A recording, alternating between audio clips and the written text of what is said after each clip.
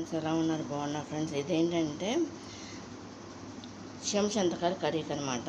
ఈ ఒక కప్పుడు పైన ఉంటాయి అనమాట ఫ్రెండ్స్, పెద్ద కప్పుడు. ఇవేమో 2 ఆనియన్స్ అనమాట. ఇది అల్లం వెల్లుల్లిపాయ పేస్ట్ మెయిన్ కావాల్సినవి. సరిపడా ఆయిల్ పోసేస్తున్నా, పొయ్యి మీద పెట్టేస్తా, వెలిగించేసా.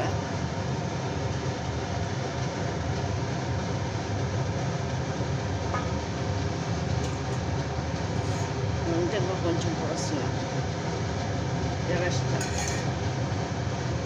2.5 పోసా ఫ్రెండ్స్. ముందు ఆనియన్స్ వేసేస్తున్నమాట. చూడండి, 2 ఉల్లిపాయలు అన్నమాట.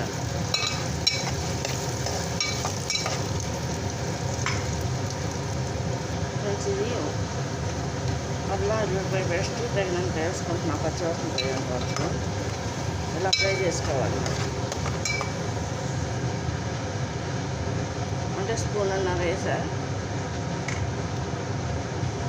ఫ్రెండ్స్. ఇది చింతకాయ గింజలు ఉన్నాయి కదా, ఈ ఒలిసేసి గింజలని నేను వాటర్లో పోస్తాను అన్నమాట ఫ్రెండ్స్. ఇది ఇట్లా ఇవి వేసేసుకోవాలి.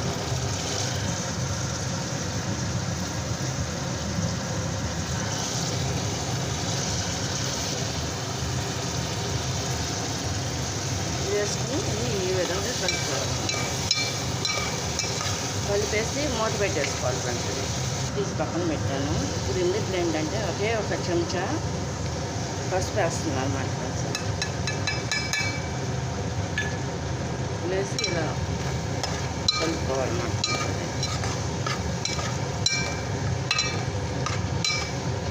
5 నిమిషాలు ఉడికిన తర్వాత అప్పుడు ఉప్పు కారం అనేది వేస్తారు.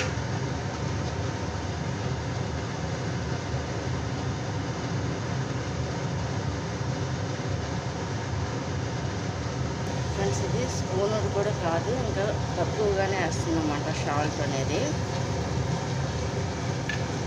చేసి అది కూడా ఈ విధంగా కలుపుతున్నాం.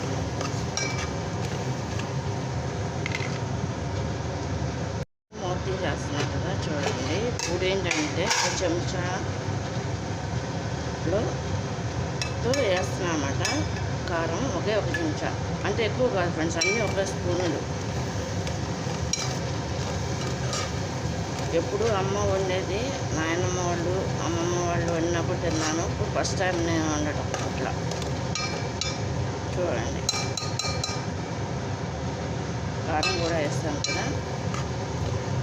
ఇది కొంచెం మగ్గనెక్కిన తర్వాత మూత పెట్టేస్తాను ఫ్రెండ్స్. ఇది వాటర్ పోసుకోవాలి.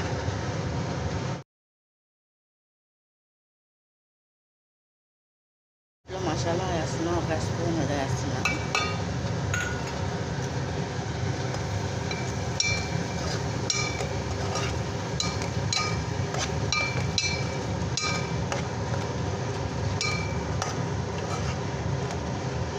ఇది ఈ విధంగా వండుతారన్నమాట. ఇది కనుక నచ్చినట్టయితే లైక్ చేయండి, షేర్ చేయండి, సబ్స్క్రైబ్ చేయండి. బాయ్.